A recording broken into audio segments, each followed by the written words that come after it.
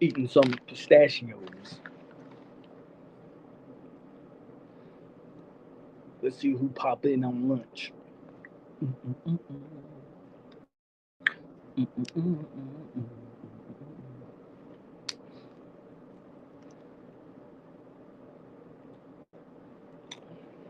Anyway, as we wait, what's up, Purple Goblin? What's going on, man? Yeah, pistachios be hitting.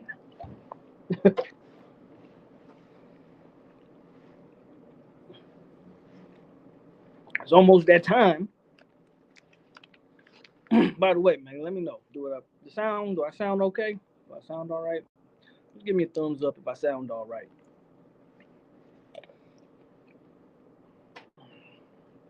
We a week away, y'all.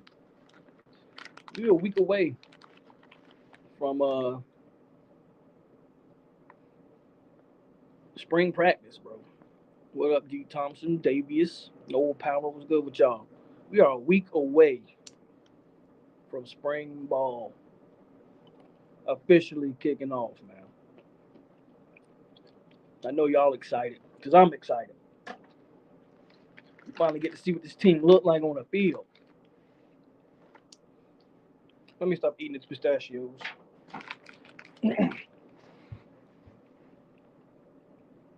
Jeff, what's going on with Jeff, man? With the $5 super chat. That's some lunch money. Jeff with the lunch money. Appreciate Jeff, man. Appreciate Jeff with the lunch money. My name is Jeff.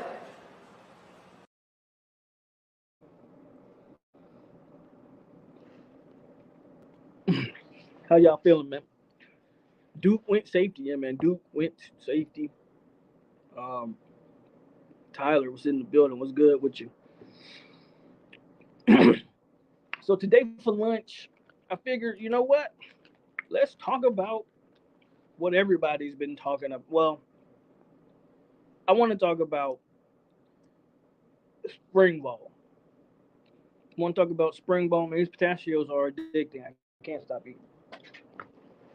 Um, and looking forward to spring ball next week, man. 'Cause next week is when we probably get back to the regularly scheduled programming, bro. Next week is when they get on the field and all that good stuff. I mean, I think there's some big time recruiting visits on the horizon. So we've been kind of quiet, but next week I think it picks back up. And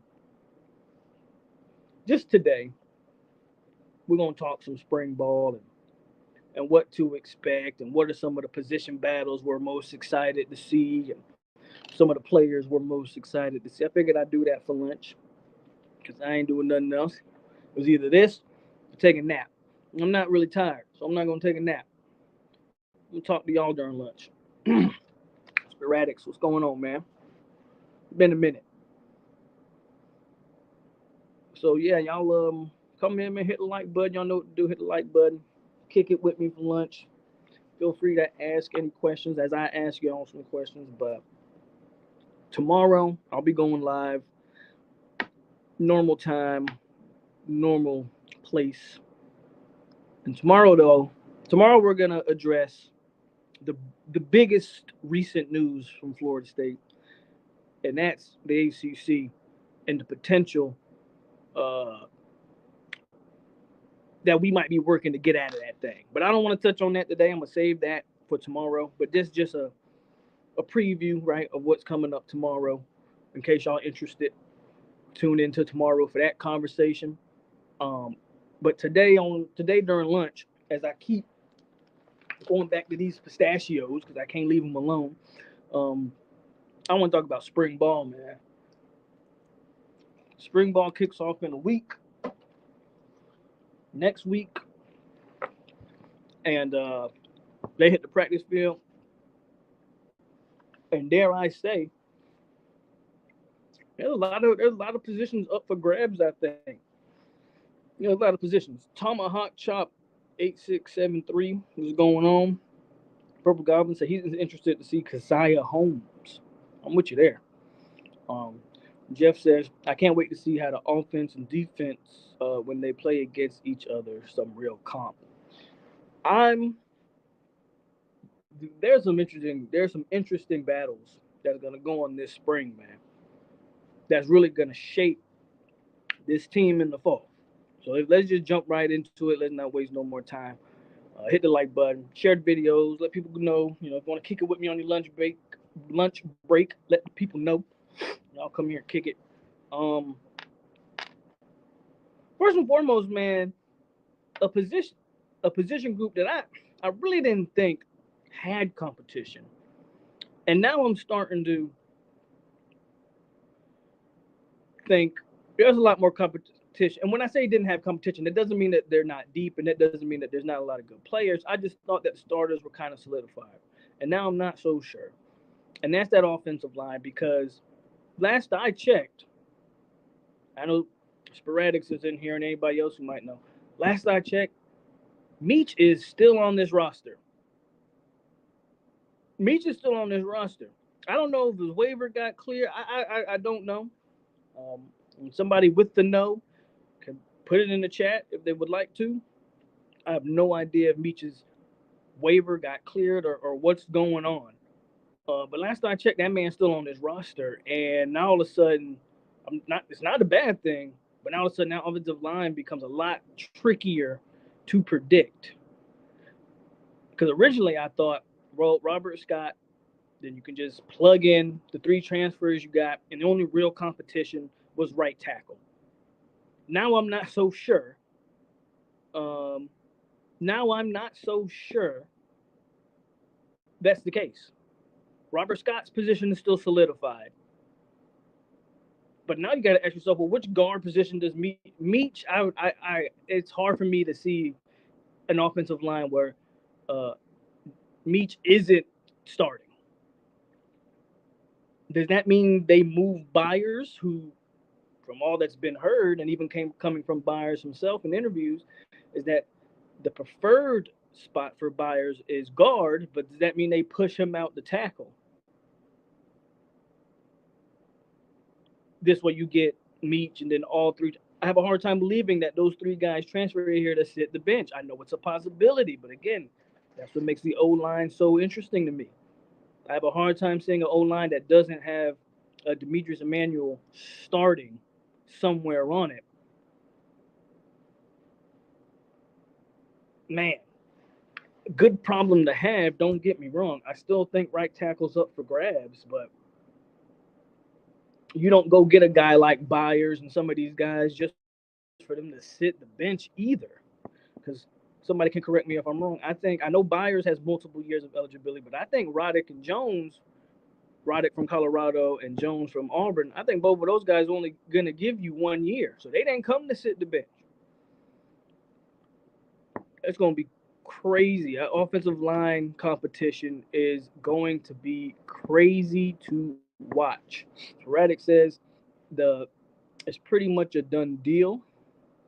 Talking about Meach and his waiver. So there you go. And then Jeff with another don't know.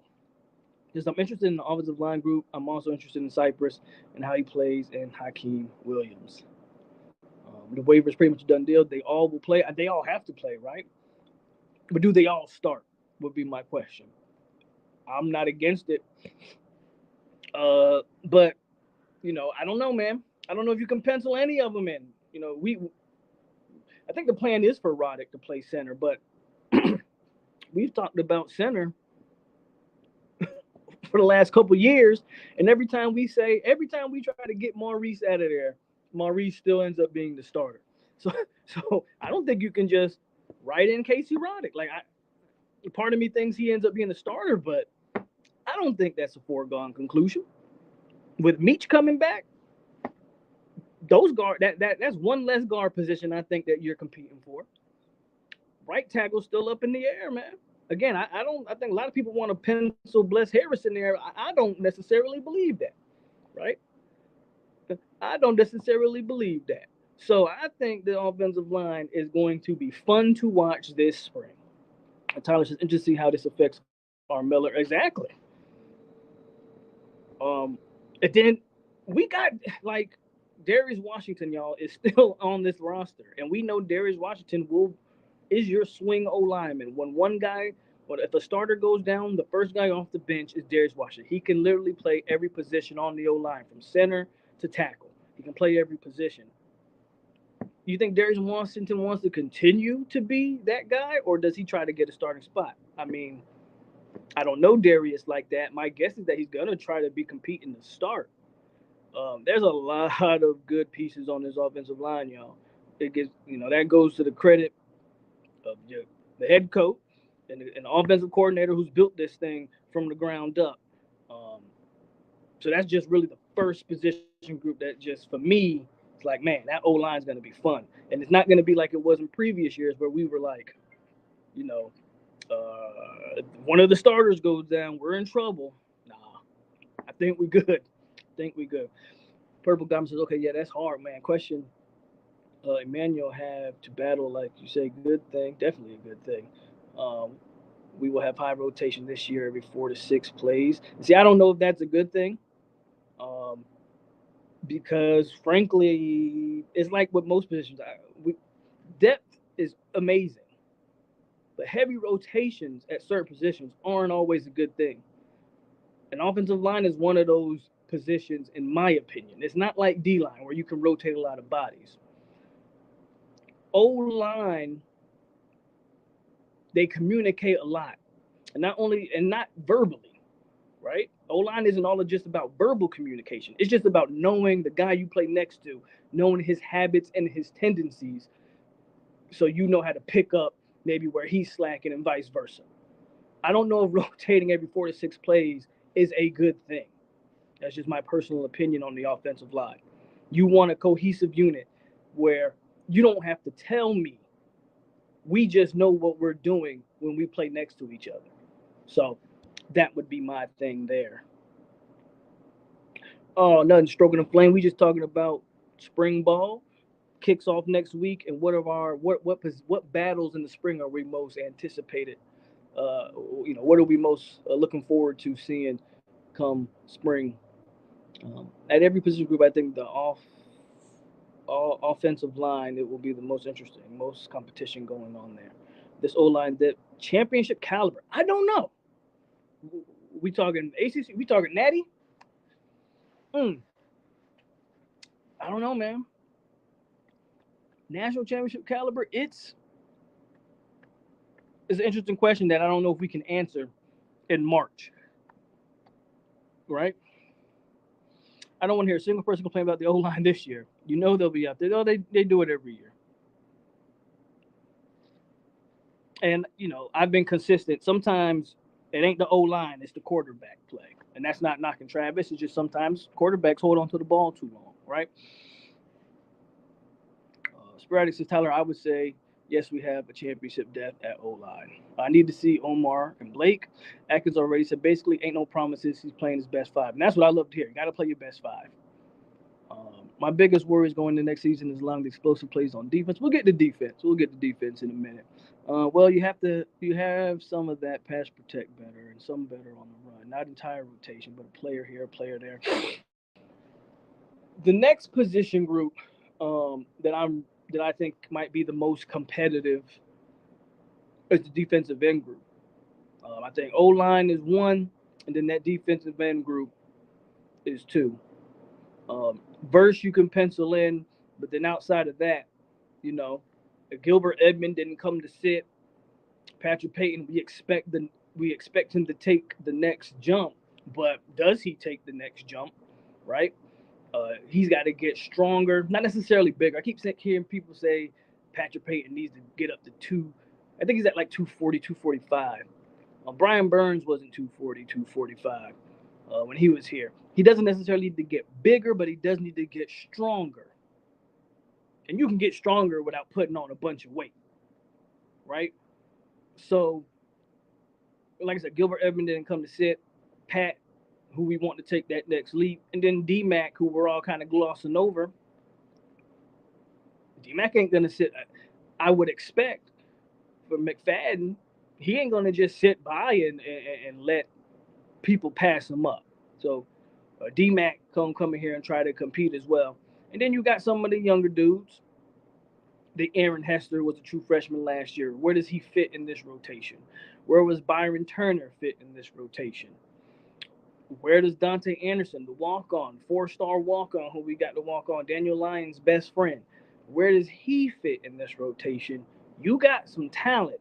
I don't expect anything out of Lamont Green, and I don't really expect anything out of a Jaden Jones, mainly because his injury, I don't expect much out of him. Anything else you get would be a bonus, but a lot of depth there, man. Again, another position that you should see a lot of guys trying to get in that rotation. What's up, Raymond James? Um, and I think, um, I think you're gonna get. But some people have different opinions. I think it's gonna be Verse and Pat. Um, just because I don't think you can deny Pat's production. Does he have things to work on? Sure. But there's a reason why when Pat was in the game, he flashed, and D-Mac was just like a solid piece. Um, but Gilbert Edmonds the X factor because he has the size, right? He's all a 6'5", 250, right? He's bigger than both D-Mac and Pat. He has the size. It's gonna be interesting to see. Me personally, I think they use him in a little bit different role. But I think that defensive end group is another group, man, that's going to be extremely fun to watch. I think it's going to be fun to watch. And those young, again, those young Bulls, I don't think they're just going to let people pass them up. Tyler says, do you see us using any five defensive line looks? I think Fuller mentioned that in an interview or something like that, if I'm not mistaken. Um, interesting. Interesting. Maybe situationally, I don't see why they wouldn't. You have the depth this year, and you have so many different. The beautiful thing about the defensive line this year, man, compared to previous years, is you got so many different body types, right? So I got, you know, your speed rushers, which is Pat, and then I got Verse, who's looking to be a more complete defensive end, right? Where he can rush but also set the edge. I think that's Verse. If I'm Verse, that's my goal this year is to show that I'm a complete package at the defensive end spot, which I don't think he showed that last year, which is why I don't think he went pro because he had a lot more to work on and he got a lot more to show NFL scouts. His athleticism is undeniable, but I think he had more to work on, right? Um, so you got that type. And then Edmund, I think is more of an edge setter, you know, but he's probably working on some parts of his game. I think the guy like Dante Anderson is more of a pass rusher. But where does Byron Turner and Aaron Hester, who's a little undersized lengthwise, but can he still be effective? So many different body types and skill sets on the defensive end rotation. I'm just interested to see how they use it all. I'm interested to see how they use it all.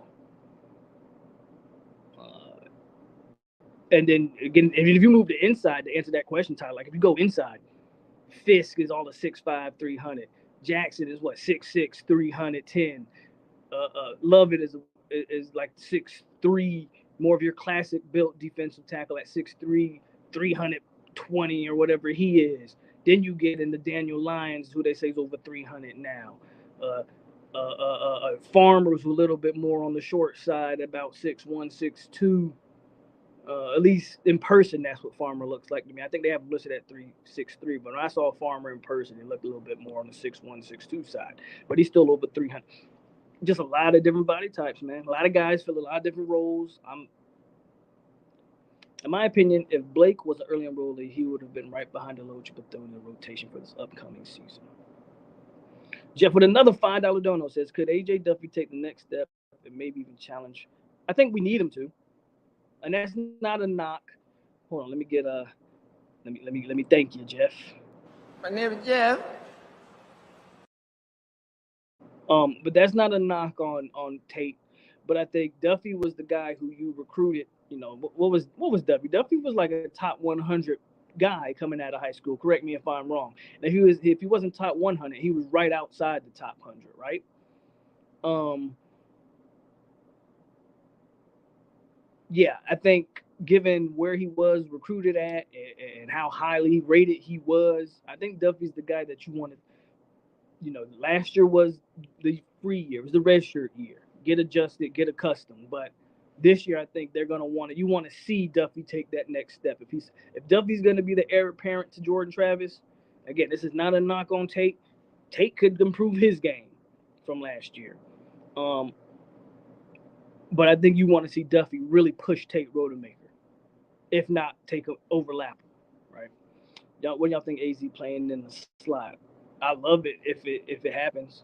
Um, what I was trying to get at before is I have to see some lockdown defense next year before I start shouting natty from the hilltops.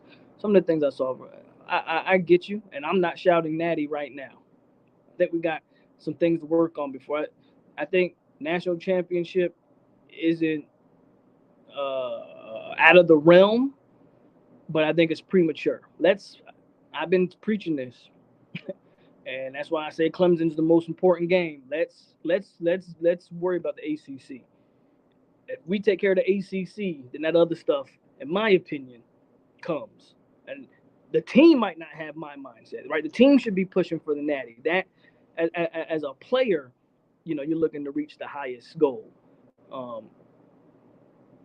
But just me on the outside, um, and as a coach, I would be focused on taking care of. Uh, I would be focused on taking care of the ACC because until you can beat Clemson, that national championship stuff is a mute point, right? So that's me. I want to see Brock pushing Duffy. It might be a little bit too early to ask Brock to push anybody. Um, Brock's got a big arm, but he's raw, as you could see in some of his Elite 11 stuff. So I'm not too much worried about Brock. I'm gonna give Brock the same cushion or whatever that I gave Duffy last year. I didn't have any expectations of AJ Duffy last year, if I'm being honest with you. This year, there are expectations for Duffy. So I have nothing. Would it be amazing if Brock could come in and make his name, like somehow push the two upperclassmen, or at least AJ's not really considered an upperclassman, but to push the guys ahead of him, it would be great. That means they nailed it out. They nailed it with the Brock Glenn thing, with their Brock Glenn evaluation. But I just don't have any expectations of it, right? I just don't have any expectations of it. So it would be a plus, but I want to see Duffy and Tate have a legit quarterback battle because nobody in that room's competing with Travis. I think we all agree with that. But that doesn't mean those two guys can't really compete for that second spot. You know, who knows? The loser of that could kind of see the writing on the wall. If you go to your scenario, Tyler, and Brock does indeed push these other two guys, well, the loser of the backup job might see the writing on the wall there. Because if Brock, as a true freshman, is already pushing the other guys that's on the roster, that guy that loses that backup job might be like, well, again. So I would love to see Duffy as QB2, and Duffy was he 176? Okay, so he's a little bit further than right outside the top 100. But I recall him being, he might have fell in the rankings, but I recall him being in the top 100 at one point in his recruitment. But it is what it is. Uh, After O line, D line, um,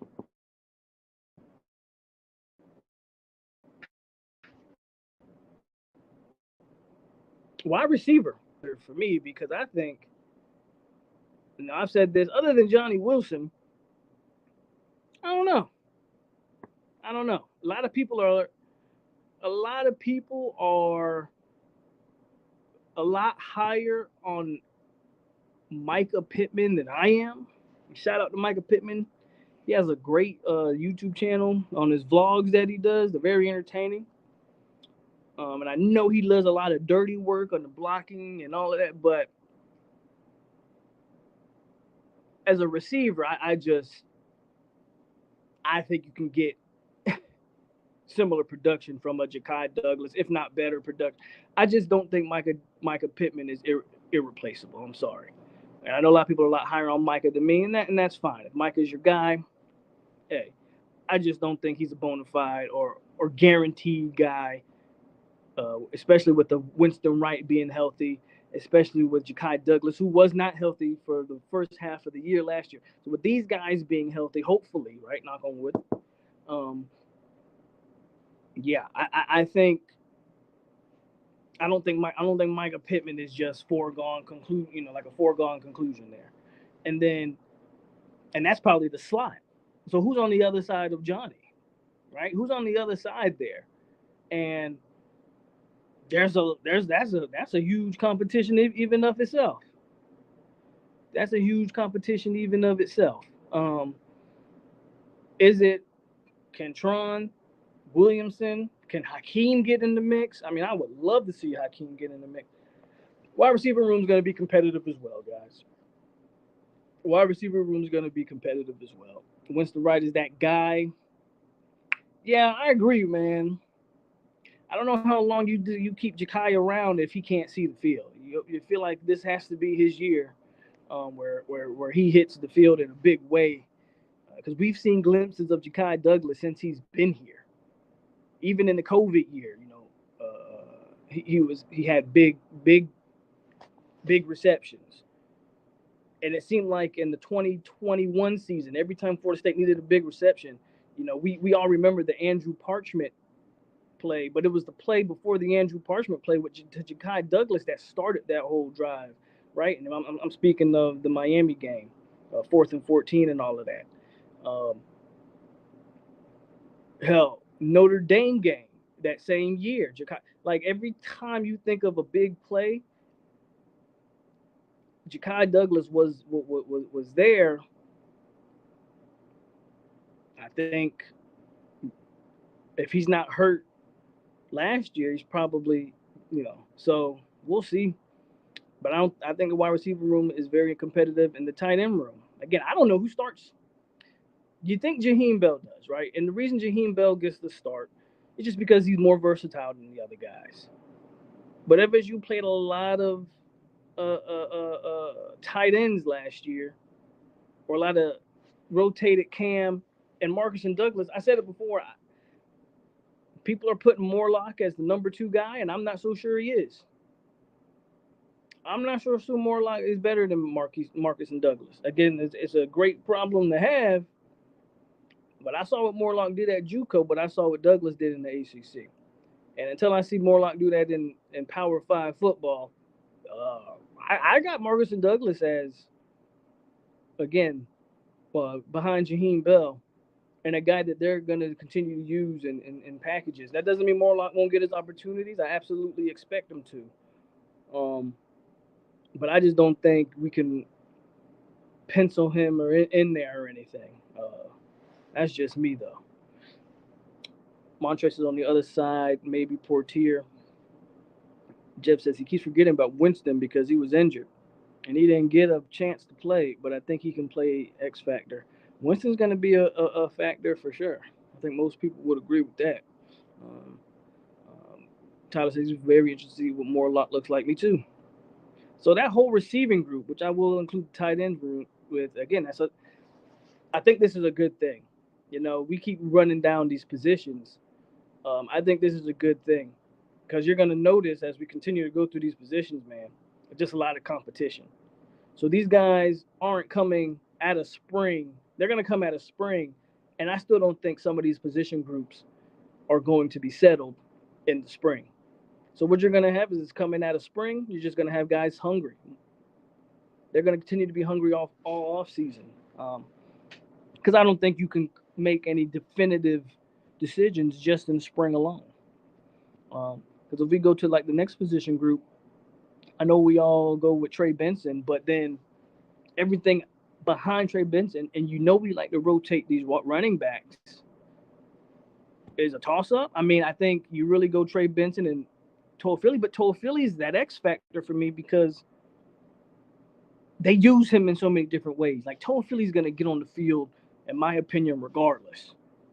Philly's going to get on the field because they use him differently than they use the other backs. But who's the other guy that's going to get big time carries? Who's the other guys that's going to get the big time carries, right? So I just don't know, man. I just don't know. Not tight end, but running backs, bro. Running backs is another room that outside of Trey. I mean, is it Keziah Holmes? Is it Rodney Hill? Is it the freshman? Is it Campbell? Tyler says Morlock can be a legit threat. Him and Johnny on the field at the same time is a nightmare, especially in the red zone. Shout out to 1-8 Cav, deploy with them good dudes. Thank you for your service. No, thank you for your support. And then the secondary, right? Because if we talk about the positions that there's not really competition, obviously quarterback, uh, linebacker, I think is all. But the question is, can Omar Graham get legit reps in the rotation? But we know Lundy and Deloach and Bethune are the guys there. The question becomes: is Omar Graham going to get in that rotation? Where does Steven Dix fit? Does he does Dix have a resurgence after his injury? Does he come back? And there's a freshman like a Blake Nicholson. Can he get in the mix? I mean, DeMarco Ward, early enrollee. I wouldn't expect much from. Really, I would argue I wouldn't expect much from any other freshman linebackers. Though I think Blake Nicholson is a different type of athlete than the other two. But those other two outside of Blake probably need a year, right? Probably need a year. So I think linebackers solidified. I think obviously quarterback. And then D tackle is another room that I think the top of your rotation is a lot. I think. Now the question is, which one of the young guys emerge? Fossey, Woody, a Bishop, Lyons. Any of those young guys emerge into the rotation? That's the big question. But you know who your top guys are. And that's not going to change, I don't think, this spring. And then the next big one is just next big competition, man, is your secondary. Because you're adding Cypress and you all but expect him to lock up one spot.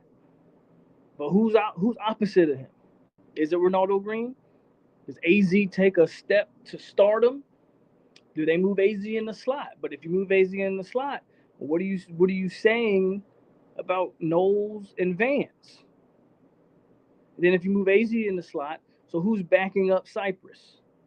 Who's backing up Ronaldo Green? Is that Jerry and Jones? And then who else? Because I got to believe Jerry and Jones is backing up one of those outside corner spots.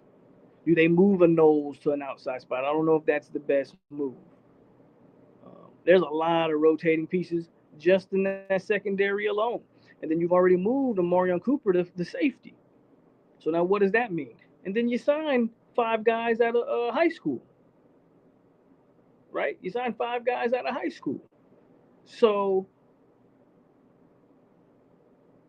and Hussey and Joseph, Kirkland, Jones, and Rawls.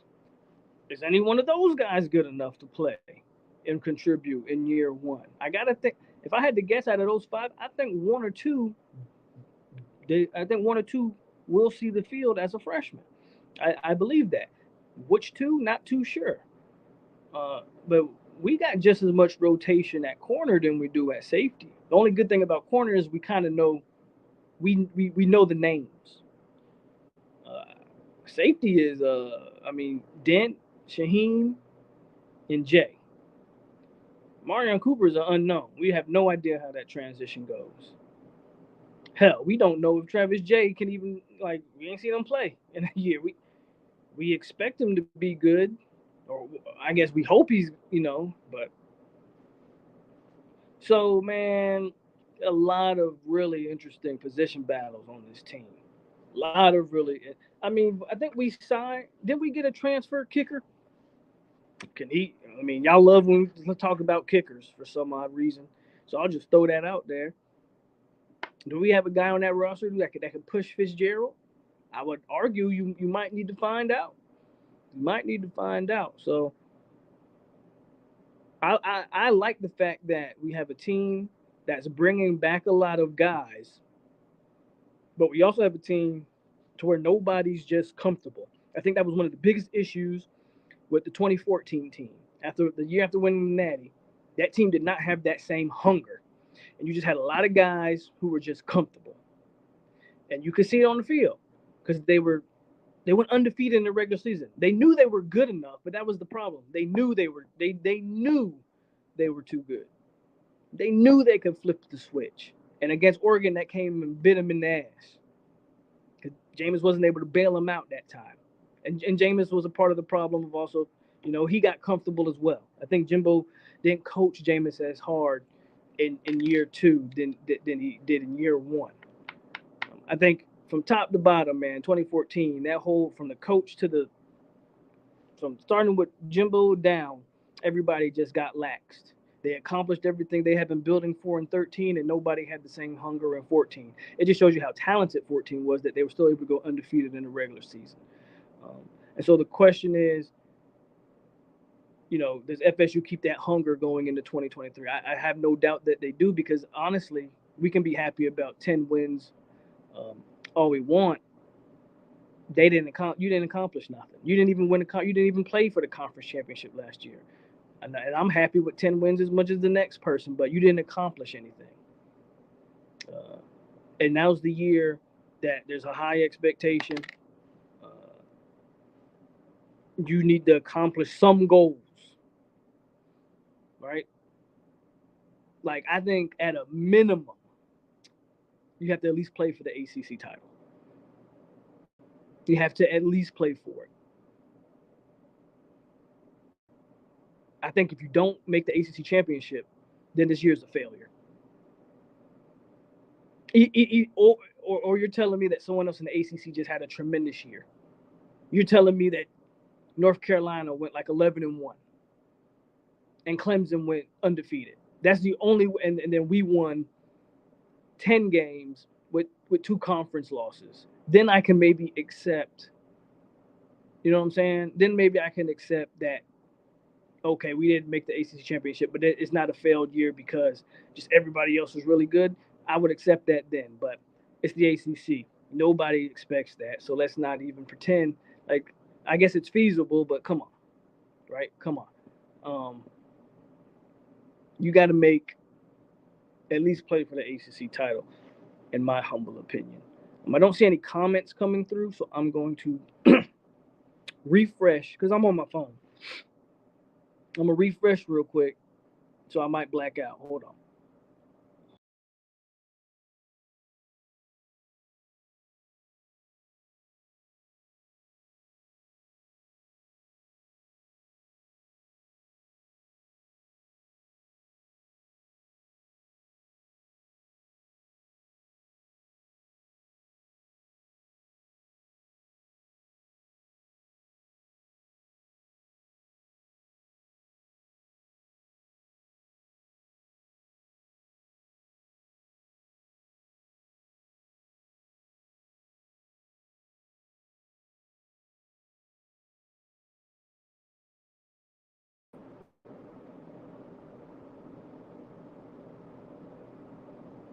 Okay, I'm back. I think. Yeah, I'm back. Just had to refresh man. I think the chat had froze or something. But yeah, man, that's basically how I'm looking at man this spring. Just to see the guys compete. You know, I've said it before, and I'll say it again. I don't necessarily think games are won and lost in the spring, but a good spring has never hurt. Right, a good spring has never hurt, and it sets the tone. I think it definitely can set the tone. Definitely will set the tone for this year. I mean, we'll get to see, or they'll set some level of expectation with how they perform in the spring. So I would, you know, feel free to give y'all's input.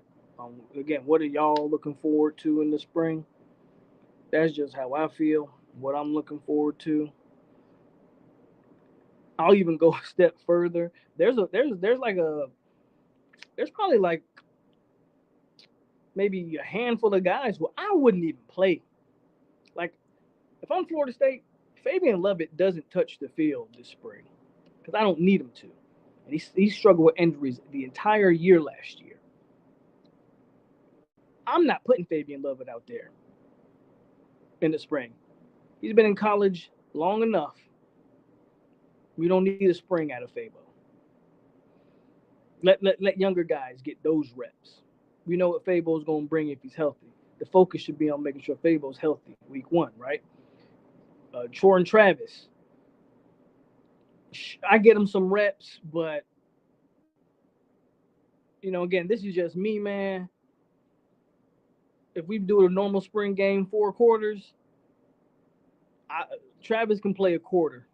Now, granted, he ain't gonna be. You're not too worried about Travis getting injured or hurt here because they can't touch him. But still, I let my young boys play. Travis is gonna get his rapport with those receivers, regardless. He don't. I don't think he needs the spring game. Um,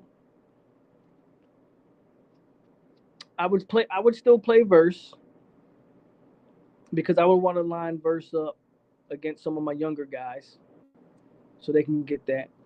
Um, Trying to think. I would. You can make the argument. You can make the argument that Robert Scott don't need to play. You feel me? Like you can make a legit argument that I wouldn't play Robert Scott too much either. I let Armella and early and some of the young tackles get a lot of burn in the spring. I think FSU's in a position where, and you have the depth. You don't need to play some of these guys. Health should be the main concern going into next year. And Tyler says, other than JT, who would be the most devastating injury? This is the beauty of what I was just talking about.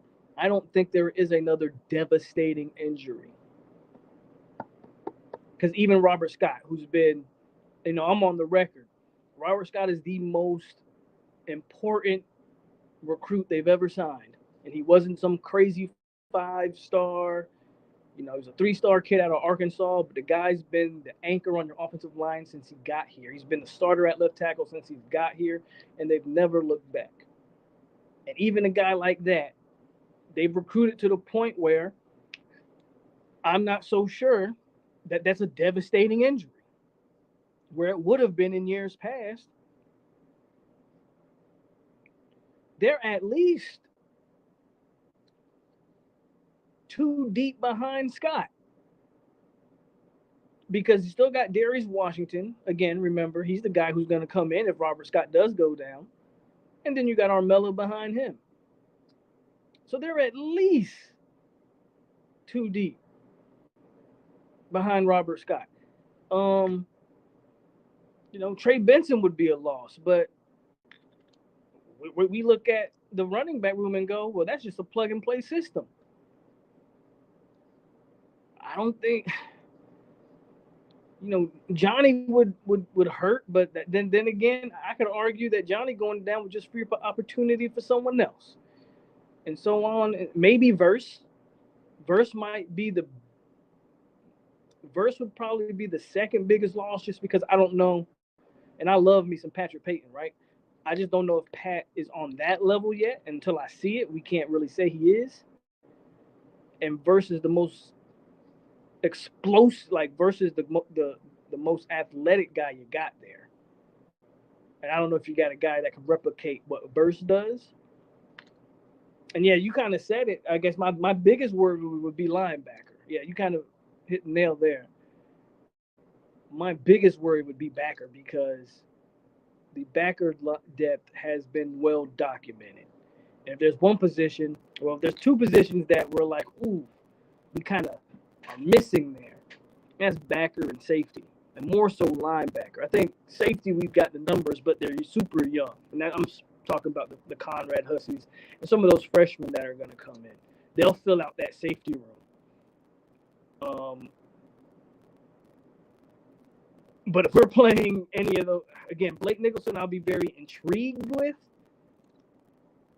because I just think he's natural. But if we're saying, damn it, that kid that kid that we flipped from North Texas, I forget his name, or Ward, I'm not confident in that backer room. But Steven Dix and Omar Graham could calm our nerves down if they come out here and have a good spring. They can calm our nerves down. I'm very excited to see Omar Graham. I don't know how good he is, but we're gonna get a chance to watch him. But again, man, I think they've done a good job building this roster. I don't know if there's any single devastating injury other than the quarterback, obviously, right? Other than the quarterback, is there an injury that you would say would derail the entire season? I'm not so sure. Do I think Deion will snatch? Who you talking about? Cam Davis? Do I think Deion will snatch him? No, I don't. But you never know. It's recruiting, and as you've seen, as we've seen year after year, who at this time had Cromartie McClain going to Colorado? Nobody, right? 2 years ago, who had Travis Hunter going to Jackson State? Right? Nobody, right? So, things are going to change. I tell you all the time, I don't take any of these kids serious. So I'm not going to sit here and act like Cam ain't going nowhere. I don't know. Do I feel good? Sure, I feel good. I feel as good as you're supposed to feel in March about a kid who's not signing for another 6 months or whatever the case. So that's how I feel. But you can't lose any sleep over that. I mean, Colorado's going to have to play football. Deion talks a big game, and he was able to back it up at Jackson State. I'm interested to see if he is able to back it up in Boulder, Colorado. Little bit different there. Little bit different. That would hurt. I think.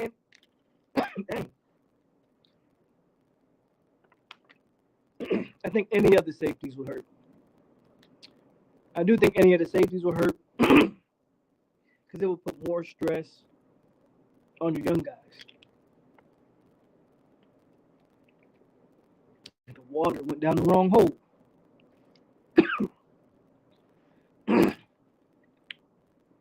Similar similar builds, similar running styles. Yeah.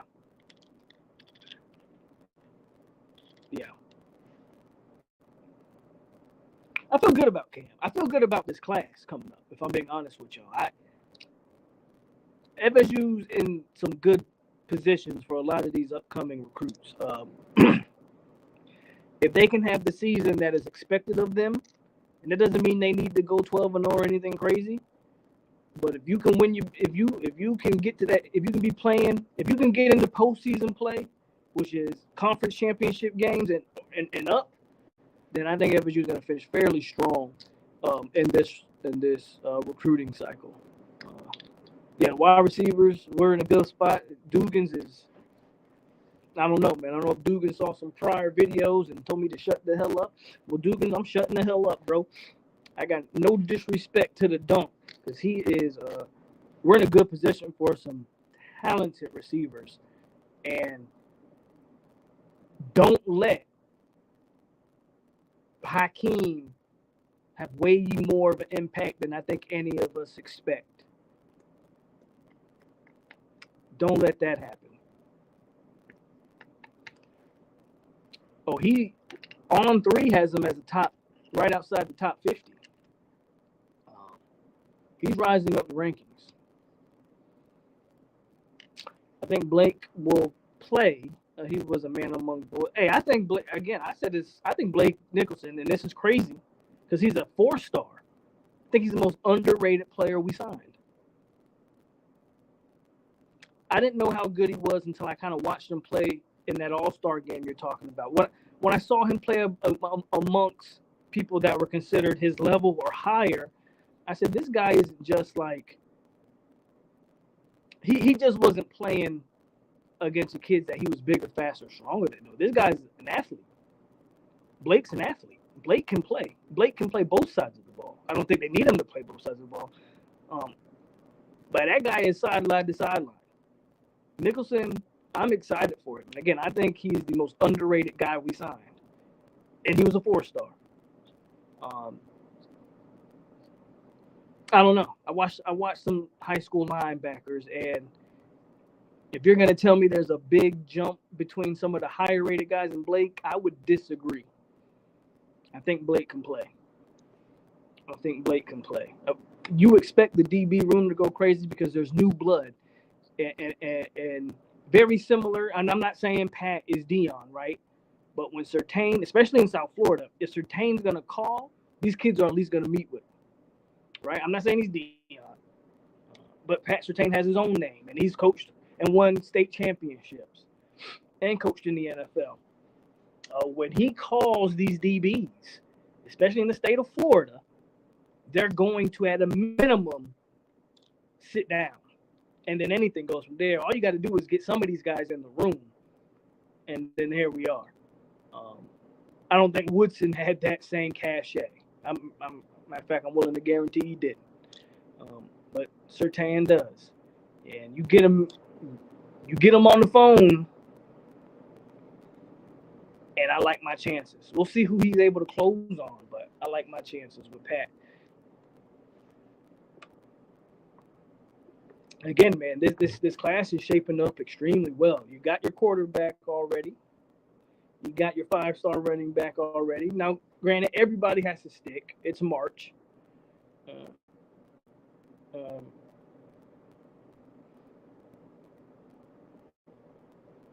You got C.J. Hurd. You got another DB. I forget his name, but some people think he might flip to Florida, but we'll see. It's just you've already got some guys. We'll be okay. Lester seems like I agree with that. Charles Lester, I agree with that. I think he seems like FSU should be able to close that. I don't disagree with that. I don't disagree.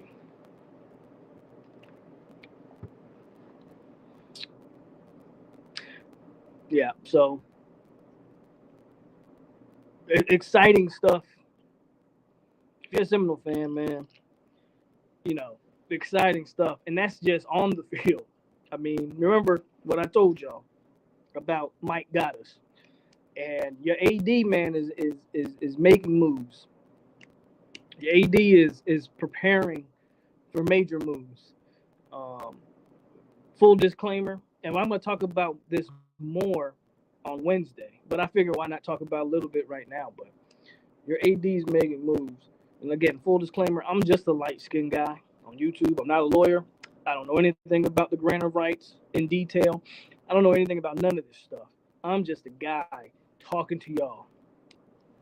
But I don't think it's a coincidence that Clemson and Florida State are like on the same page. I don't think it's a coincidence that he had this meeting like Alfred did with the powers that be and actually like put figures together on a plan of exit. Before this stuff was all rumors. Now when you start putting the pen to the paper, now it to me looks like you're starting to show a game plan, an exit strategy, how we're going to do this and how we're going to maneuver this situation. I'm not saying this is going to happen. And if you just join in or whatever, I'm talking about Florida State eventually leaving the ACC. I'm not saying this is going to happen in the next year or two, but I don't think it's a 10-year thing like some people think. I really don't. It would not shock me. What is it? 2023? It wouldn't shock me. It wouldn't shock me by 27, 28 if Florida State was on its way out. Would not shock me. I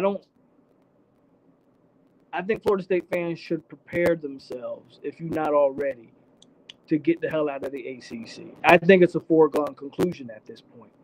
If you look at all the teams that jump ship, they always had a running partner: Texas, Oklahoma, USC, UCLA, and we got ours.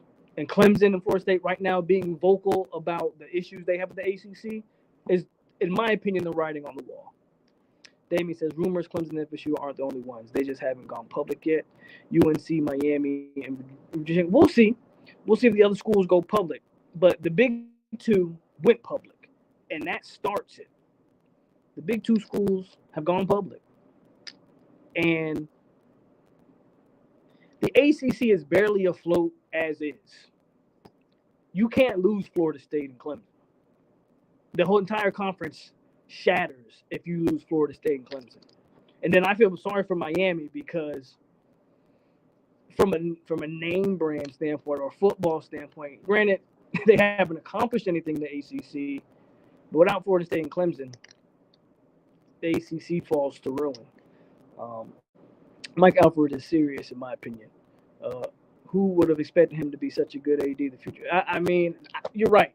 That was the guy I wanted him to hire, but who would have foreseen this? But I'm with you, man. Like I said, man, Mike's the guy. Mike's got us, and he never fails. I mean, look at the way the baseball team is playing. Link, man. Look at this baseball team. That man went out there and got the best coach in the country in Link, and it's paying immediate dividends, bro. So the worst option is absorbing the Pac-12. That is, listen, yeah, that's why Florida State's got to get out of the ACC, because that is not even. That is, like you said, that is the worst. There's a reason why the big schools are leaving those conferences. And one of the interesting things I find out, or I learned, is that the big Texas and Oklahoma had a similar situation with Florida State and Clemson with their grant of rights, and everybody didn't think they could get out of the Big 12, and it cost them $100 million, and they did it. And I'm gonna just say this: I know $100 million sounds like a huge number, and it is a huge number. Look, I don't know y'all see what I'm wearing right now, so I don't make nowhere near $1 million, let alone $100 million. And I don't know what any of y'all do. So yes, $100 million is a big number. But for a university, how big is it for Florida State and Clemson though? FSU just raised. When was Willie Taggart's first year? 2018. It took FSU 4 years to raise $100 million for this football-only facility that they've broken ground on already, and that's currently in construction. If FSU really wanted to get out of the ACC, $100 million is not as big as a number as people want to make it seem. Especially if the people that's putting this money together think, well, we're going to make this money up on the back end by going to the big, or by going to the SEC, which are, the two viable conferences at this point. I think Florida State's days in the ACC are numbered. The question is going to be, how long does it take? And can they get more teams on board? Like Damien said, there's other teams that are seemingly on board with UNC, Miami, and Virginia Tech. UNC is a little surprising to me because they are the ACC. Guys like North Carolina, Duke, those Tobacco Road, those North Carolina schools. If the ACC loses those, then they definitely crumble. They definitely crumble. So Louisville's interested as well. Yeah. So I think Clemson and Florida State's the big fish. Miami can be a big fish if they can get some a product on the field. Because you can say what you want about Florida State, and we have not been good previous to this year. For 4 years or so, and even through all of that time, we are number one in TV ratings in the ACC. And during that time span, Clemson won 2 national titles, and Florida State won 0. That graph that I'm sure everybody's seen, that's from 2014 to last year. So that does not include Florida State, a national title for Florida State. And that includes 2 for Clemson. And their recent dominance, and FSU still draws more viewership. Now, Clemson's a close second, but FSU still draws more viewership than Clemson. So that tells you the power of the logo that I always preach about. Tells us the back of the road is a load of crap. Look at the numbers. Nobody gives a damn about. No, nobody. Nationally, you're right. Nobody gives a damn. But I feel like the ACC does.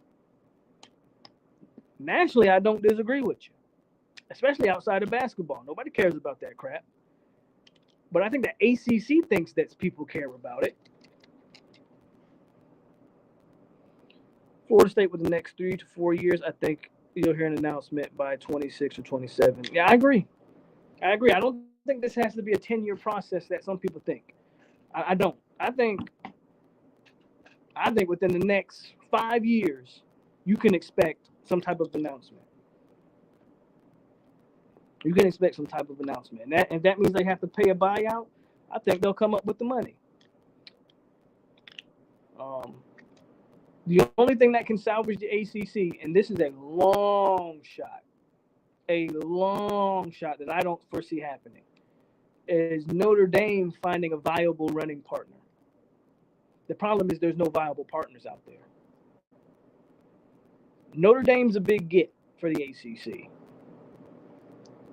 I know we may not like Notre Dame. I mean, I personally don't have a problem with Notre Dame, but I know I can understand that Notre Dame being thought of as an overrated brand, but the brand speaks for itself. That is Notre Dame. It is a national brand despite not being tied to any conference, which is why they have national rivals. I mean, Notre Dame has Michigan and USC and Stanford and Michigan State. Like, all of those teams are considered rivals. Hell, I think Miami's considered a rival, right? The problem with Notre Dame is who's their running mate? Who do they bring along with them? Because Cincinnati's not good enough. Memphis, Appalachian. I can't think of a team that's available. There's only one team I can think, and I don't think it happens. There's no way I see it. But it is reported that the Big Ten also has interest in Stanford, which makes a lot of sense in my opinion that they would have interest in Stanford.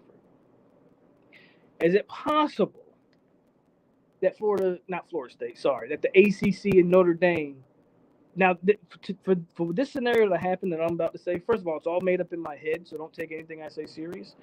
And secondly, the ACC would have to completely scratch the TV deal that they have now to even make a position in the ACC borderline, like, to have anybody even interested in it. They would have to scrap the current TV deal, right? But Penn State is a team that I think, if you're Notre Dame and with them interested in Stanford, could you reach out to Penn State? Since you already got Pitt in the ACC, right? Could you reach out to Penn State and go, Notre Dame and Penn State gives the ACC the staying power that it would need? I don't think it's feasible, but that's the only scenario I see, is Stanford going to the Big and Penn State coming to the ACC. Because I don't think Stanford has a running mate, because I don't think the Big has any interest in, like, Oregon or anything like that.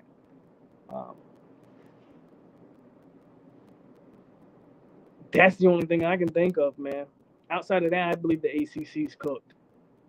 I think it's just a matter of, I don't think it's when, or excuse me, I don't think it's if, I think it's when. I think the ACC's done. The question is, when will it happen? I really don't know why the SEC or Big would want UNC Vince or any of these. I agree. I agree. I wholeheartedly agree. Why would they want any of those schools? Stanford has one of the largest endowments in the country, like $27 billion, I think. Whew.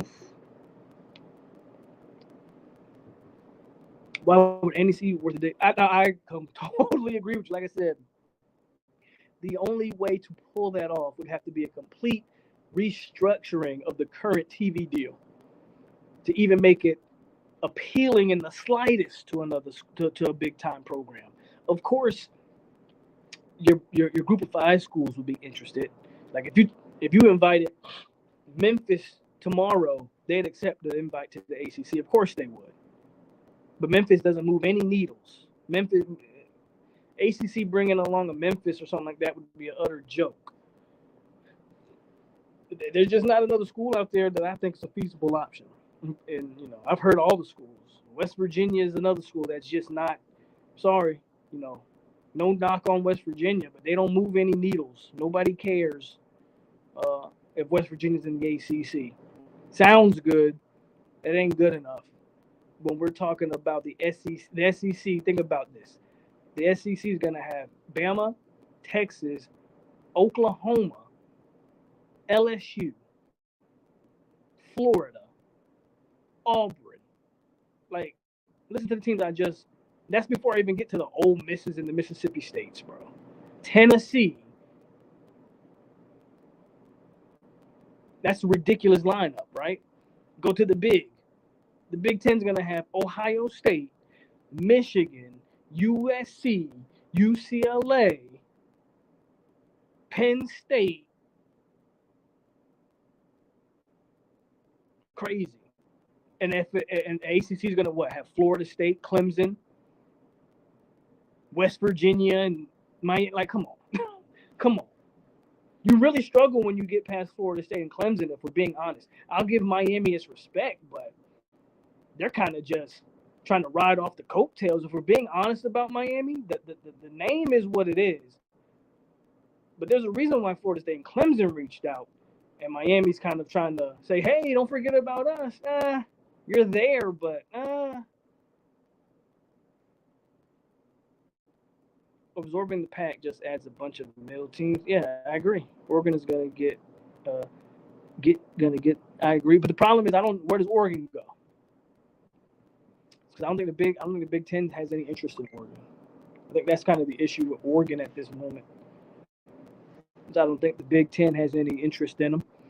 So yeah, man, this, you should be excited, Florida State fans.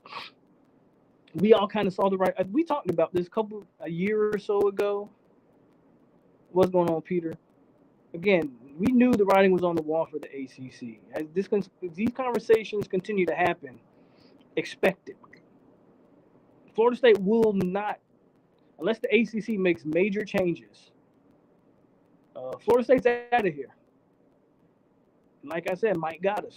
And it ain't just Norvell. If we absorb the Pac, I see all the big schools using that to move somewhere else. Of course they would. What schools in the Pac? Again, if we absorb the Pac-12, Stanford definitely dips to the Big. Definitely. Okay? Like you said, Oregon probably goes somewhere else too. Where, I'm not so sure. Again, I don't know if the Big Ten has any interest in Oregon. Maybe the Big 12 would be interested. That gets interesting for the Pac-12.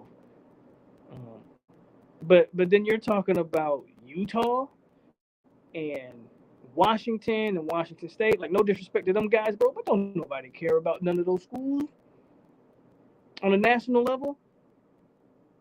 Let's just keep it a bean. Brandon says Miami is literally just a name. But when you get past that, what else is there? Literally look at their I don't. That's what I'm saying. You give Miami that because the name. They do have the iconic U. We're not going to deny that. But if we really keep it a buck, they don't have the viewership that Florida State and Clemson has, and they don't have the attendance that Florida State and Clemson has. And I think that's the biggest thing, in my opinion. If we're being honest, I think that's the biggest thing working against Miami in moving conferences. Is if I'm the big, look at SEC atmospheres, look at Big 12 atmospheres. Look at Florida State and Clemson compares to those stadiums. Y'all know when Dope get rocking, it's one of the most surreal places in the nation. We know Death Valley gets big time. Death Valley gets rocking. When's the Hard Rock ever gonna rock? When Florida State comes to town, that's it. You think Bama wants their kids going down to Miami to play in front of 20,000 people, and that's probably being kind. Oh, well, they're going to show up for Bama. Man, they can barely show up for any other school. I think I personally think that works against Miami personally. Until they can show consistent attendance, these schools don't want to send their kids to play in those atmospheres. These conferences like the SEC and the Big Ten has some of the big. Michigan seats like over 100,000. Penn State seats over 100,000. Tennessee seats over 100,000. These are some of the biggest stadiums, not only in college football, in the world. These places see over 100K people. And Miami fans don't travel like that. We think Miami fans are going to go up to Ohio State and fill out a stadium? They can't even go across Dade County to fill up the stadium. Come on, man. I honestly think that stuff ruins Miami's appeal. Everybody knows FSU fans. We showed it last year in New Orleans. FSU fans travel, especially when they believe in the product. FSU fans, they gonna be out there. They will travel to Michigan. They will travel to Ohio State. They will travel to these places. What's going on, Pat? We just included Miami because they play us every year. Hard Rock is rocking when FSU show up, and then they're out of there by the second quarter. Facts. That's a fact. Outside of Clemson, outside of Florida State, when else does Miami fans show up? Maybe a Clemson, maybe. I think that would just work. And I don't think that helps Miami's case. But Death Valley and Dope Campbell, they show up.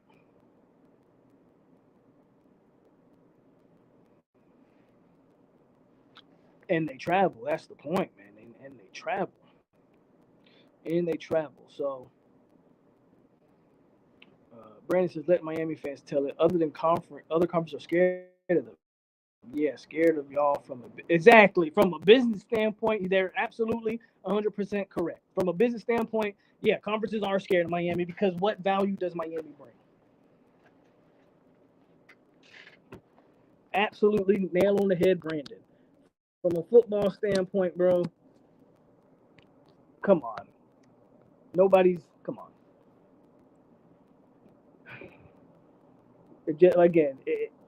There's no benefit. Like you said, from a financial standpoint, Miami doesn't sell. They don't sell out their own stadium. They don't travel well. There isn't a huge viewership even on TV. It's Florida State, Clemson 1 and 2 in that order. I don't remember who 3 and 4 was. I think Miami might have been 3, but it went Florida State, Clemson, and then it dropped off a cliff to number 3. Not even close, bro. It's not even close. They scared Ruiz is going to make Miami right. That too. Yep. That's what I'm saying. But we know that, right? We know we're going to show up and we're going to have a lot of viewership. I just don't think other schools think that about Miami. And schools also know that Clemson will do the same. Clemson will do the same. Those are big atmospheres. Those are SEC Big Ten atmospheres, if you want to say. And the problem with the ACC is I don't know if there's any other schools, I don't know if there's any other schools that really show up like that. I mean, Louisville, maybe. Louisville's an interesting one. Their stadium can get rocking, and they've got a fairly big alum base. And those guys, Louisville fans usually show up. And they're in a unique spot where they could go to the Big or the SEC, Louisville being in that Kentucky area and not being far from Ohio, not being far from, obviously Tennessee, so Louisville kind of fits in that mold. But all them other schools, bro, are basketball schools. And the only other school that's not a basketball school is Miami. And again, I know Miami has a rich history. I know they got the logo. I know they are a brand. I'm not saying that Miami's not a brand. I'm just saying from a financial standpoint, if I'm another school and I'm taking on this school, if I'm the big conference and I'm taking on Miami, what are my benefits? There's none in the SEC. The SEC doesn't need Miami or Florida State, if we're being honest, which is why I think Florida State should go to the Big Ten. Because the SEC doesn't need another Florida school, period. It just doesn't, if we're being honest. Florida State nor Miami brings really anything to the SEC from a business standpoint. Football standpoint, a lot of great matchups. Business standpoint, they don't really add anything. The Big Ten model seems to be nationwide. They already got the New York market on lock. The New York market on lock with those up north schools, Rutgers and the Philly schools, Penn State and Pittsburgh. So they've got that Northeast locked up. They've got the Midwest locked up with Michigan and Ohio State. Then you go to the West Coast and they'll have that locked up with USC and the LA market. So they don't really have anything in the Southeast. So Florida State and Miami makes sense, or Florida State and Clemson makes sense for the Big Ten. Again, for me, it's hard for me to find a spot for Miami. I'm not gonna lie, and that's not even a troll. That's not even a troll. I'm just being honest. Millie says, let me say this: Miami is not a place where you can only have a football school in the city. We have FSU, FAU, Florida Gators fans. Absolutely, you're a big city. You're a big city school. So you're not. I get what you're saying.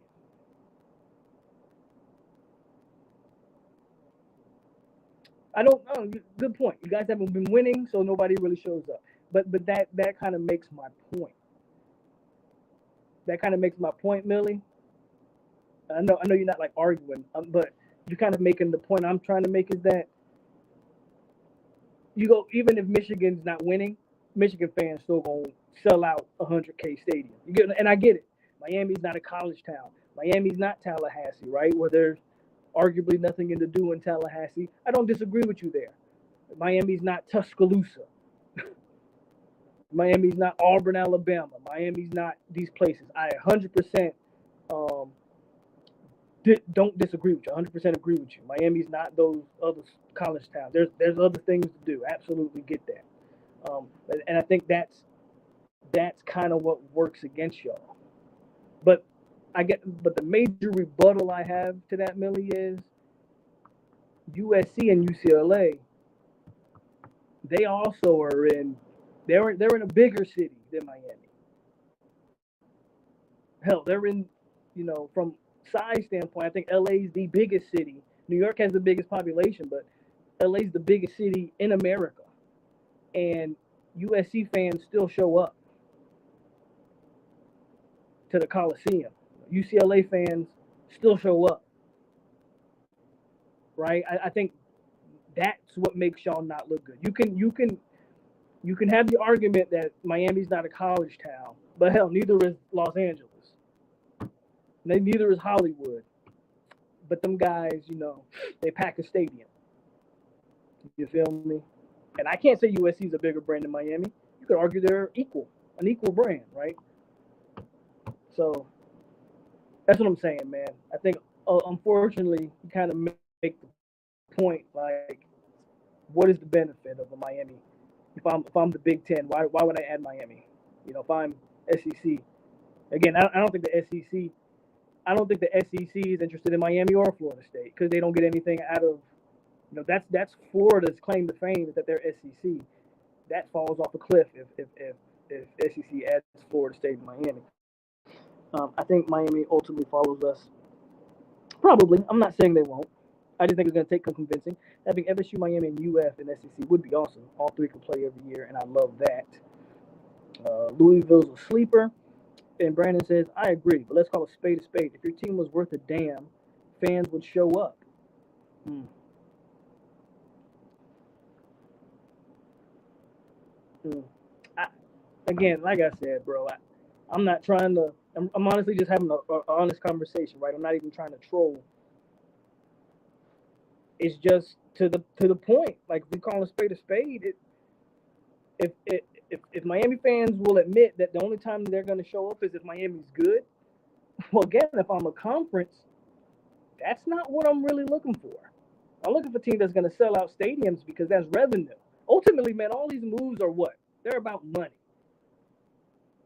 From an academic standpoint and a business standpoint, financial standpoint, this is all about how to optimize the best money. That's why Texas and Oklahoma make the moves.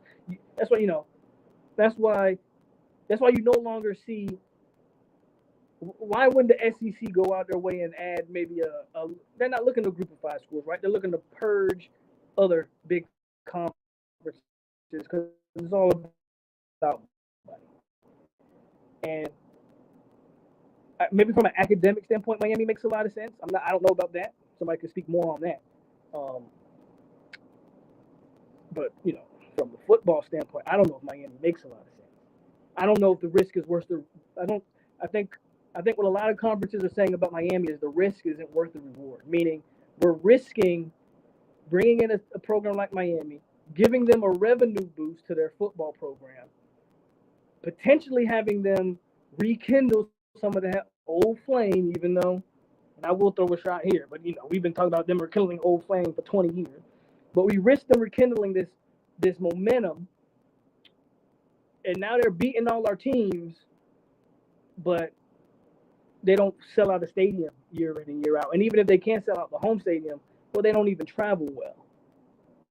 So Big Ten needs to stay with Florida more than the SEC. Yeah, that's kind of my point to it is the SEC doesn't gain anything, where the Big Ten, if the model that they're kind of showing makes sense to me, they got coast to coast, and then you go and get the South to East with Florida State and Clemson, or Florida State, Clemson, and Miami. The Big Ten is a nationwide conference, whereas the SEC is still kind of regional, right? Good football teams, but more so regional than the Big Ten would be.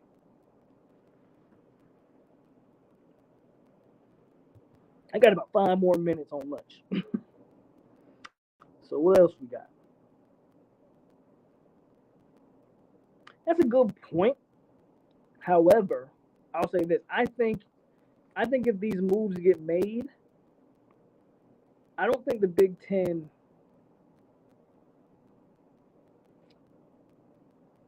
I don't think for for one, I don't think you should care about the travel. I mean, and I say that to say I get it that these are still these are still college students who have class Monday through Friday, and then I do understand all that, but they travel at the next level. These kids travel on planes and stuff. I understand the pushback on, do you really want to be traveling across the country? I get it, but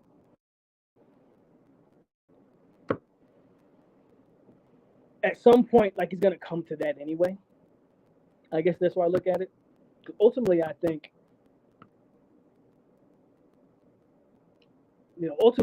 this is gonna be a situation where SEC, like, we're at two mega conferences anyway. The Big Ten, the Big 12 and the Pac-12 can try to hold out as long as they want to. Ultimately, I think we're just going to be at two mega conferences anyway, and then those mega conferences will be split into regional divisions. Um, so I don't I understand the travel and the fact that Florida State, do we want to be traveling to Wisconsin in late November? We don't, but hey, it is what it is, right? It is what it is. Get off. So, this was a good little lunchtime conversation, man.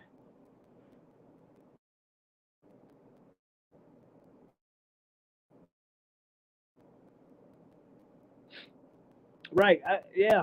It's a basketball or the softball teams or the baseball teams who can play multiple games in a week, you know,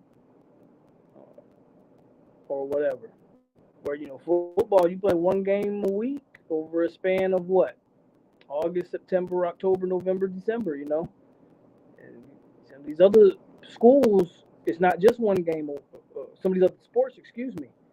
So that can definitely be an issue. It's definitely an issue.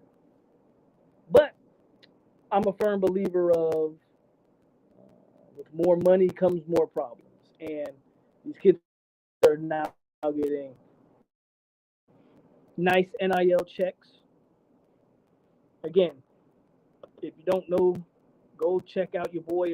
Go check out Michael Pittman's blog and just see how some of these look how some of these kids are rolling, and some of these kids you ain't even heard of. They walk-ons. You go look at some of the cars they driving. I know Micah, this man buying Balenciagas and he got a Tesla. I ain't trying to put his business out, but he got his own vlog. You can go check it out. My point is, when you get the adult money, you're gonna get adult problems, and that means adult travel is part of those problems. They're making a lot of money. The schools will be making a lot of money in this case. If you're telling me that means you got to travel more, I would argue deal with it. But that's just me. Remember that AAU for the Big Ten, every team but Nebraska. Yep.